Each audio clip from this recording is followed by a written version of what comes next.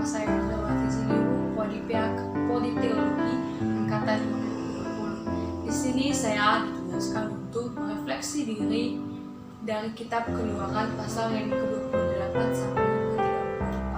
Sebelumnya dulu kita mengetahui judul perikop dari pesannya yang ke-28. Di situ dibahas tentang mengenai pakaian imam. Jadi di situ dapat saya refleksikan diri dari sebuah kisah tersebut. Jika ada seorang yang menjadi hamba Tuhan, itu adalah sebuah panggilan yang Tuhan berikan kepada mereka. Itu adalah sebuah berkat yang mereka terima di dalam kehidupan Tuhan. Menjadi pelayan Tuhan juga harus memenuhi syarat dalam panggilan mereka masing-masing. Tuhan tidak menginginkan orang yang beribadah asal sudah tanpa berpikir terlebih dahulu mengikuti aturan. Di dalam gereja, karakter hamba Tuhan juga harus dibagi, dan bagaimana cara beribadah mereka tidak dengan sembarangan. Dan bagaimana juga dengan kita, apakah kita sudah menaati atau mengikuti aturan yang berlaku di dalam gereja tersebut? Contohnya, harus berpakaian rapi dan sopan, beribadah dengan baik, datang dengan kedisiplinan, tenang dan pada saat menyampaikan firman Tuhan.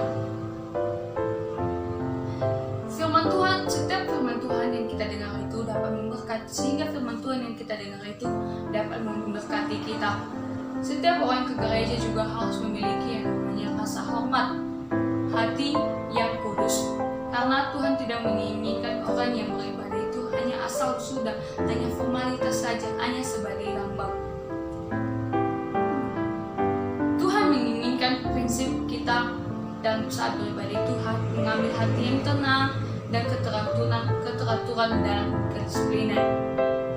Ketika kita belajar dari seorang karakter hamba Tuhan, di situ banyak kita yang belajar gimana caranya beribadah, bagaimana sikap kita yang kita ambil dari karakter hamba Tuhan.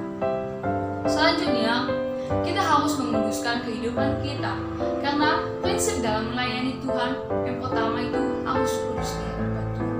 Kita harus benar-benar kudus di saat beribadah. Kita harus mengambil sikap teduh pada saat beribadah.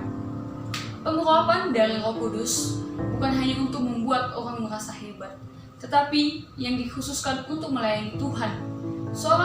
Kita juga dari seorang Harun yang dikuduskan juga karena mereka meletakkan tangan mereka di atas lembu sebagai penebusan dosa atau simbol. Seperti juga kita di dunia ini, seperti kita juga manusia yang diciptakan Tuhan di dunia ini. Jika kita percaya kepada Tuhan, yakin dan percaya, kehidupan kita akan memperoleh yang namanya keselamatan. Ketika kita percaya juga, jika kita saat ini dipanggil Tuhan, kita yakin dan percaya bahwa kita akan masuk surga asalkan kita percaya kepada Tuhan. Selanjutnya, kita harus menyerahkan kehidupan kita semua di tangan Tuhan. Biarlah Tuhan yang berkehendak, biarlah Tuhan yang mengatur tujuan arah kehidupan kita ini. Tuhan mengharapkan kita harus berdoa dari pagi, siang, dan dari pagi sampai malam. Hati dan pikiran kita sebagai umat Tuhan setiap harinya harus secara terus-menerus melakukan yang namanya komunikasi. Yang artinya kita harus melakukan komunikasi secara terus-menerus kepada Tuhan, tidak tanpa yang namanya berputus-putus. Baik jika kita dalam perjalanan, kita harus berdoa kepada Tuhan supaya Tuhan selalu senantiasa menolong kita, menolong setiap perjalanan kita sehingga kita selamat pada saat nanti. Selanjutnya, kita tahu bahwa Tuhan memberikan karunia itu kepada kita dengan cara yang berbeda-beda. Seperti yang kita ketahui di dalam gereja itu ada yang namanya pengkhotbah.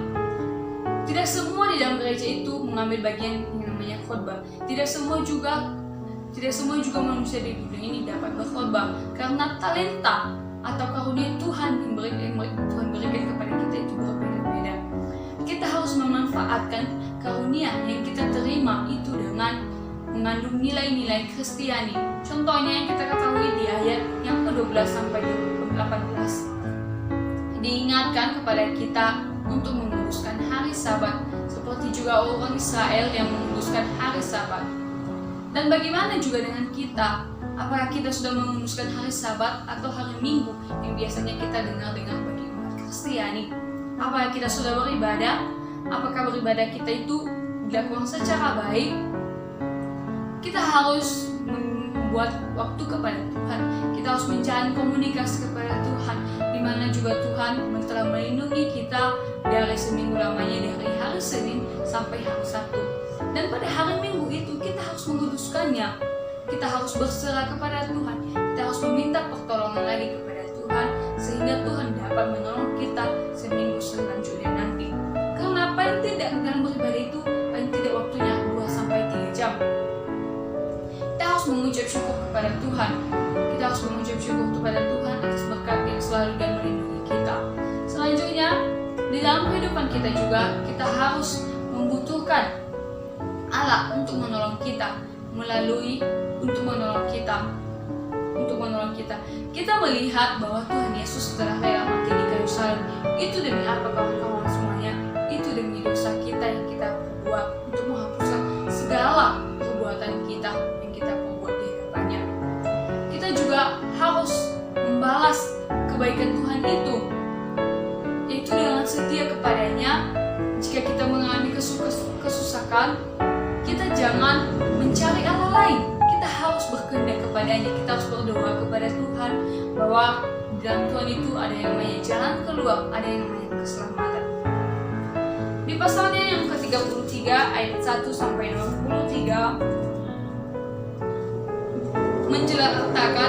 menjelaskan kepada kita tentang keakraban dengan Tuhan. Tidak seorang pun yang melihat Allah, hanya orang yang suci yang dapat melihat Allah. Seperti Musa telah membuat kemah di luar perkemahan orang Israel, semua itu untuk melihat Allah dengan cara kemah tersebut.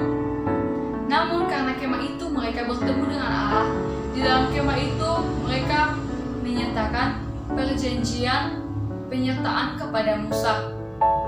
Seperti itu juga kita. Jika kita akrab kepada Tuhan, maka kita dapat melihat Allah. Bukan maksud dalam melihat Allah secara langsung, tetapi kita merasakan kasih Tuhan itu di dalam kehidupan kita. Jadi jika kita akrab dengan Tuhan, segala masalah yang kita alami, segala kebutuhan yang kita alami, segala persoalan yang kita alami, kita yakin dan percaya bahwa Tuhan akan membuka jalan keluar kepada kita. Kristus yang mempersatukan kita kepada Allah. Melihat Kristus seperti melihat Allah. Di dalam Kristus kita dapat bergaul dengan Allah melalui persekutuan pribadi tiap hari, seperti berdoa pagi, malam, dan juga tergantung sikap kita. Jika sikap kita baik, kehidupan kita kekal, kita percaya kepada Tuhan, pasti Tuhan akan berteman dengan kita, dapat menjalin persahabatan kepada kita. Di yang terakhir, Musa kembali menghadap Tuhan. Musa kembali pergi dengan seorang diri dan membawa 2 loh batu baru. Di situ Tuhan mengatakan kepada Musa, jika kamu pergi ke Gunung Sinai, kamu tidak boleh membawa temanmu. Tidak seorang pun makhluk hidup yang mendekati gunung Sinai, karena Tuhan akan bertemu dengan Musa di Gunung Sinai. Tuhan menyatakan kasih-Nya bagi setiap orang yang taat kepadanya.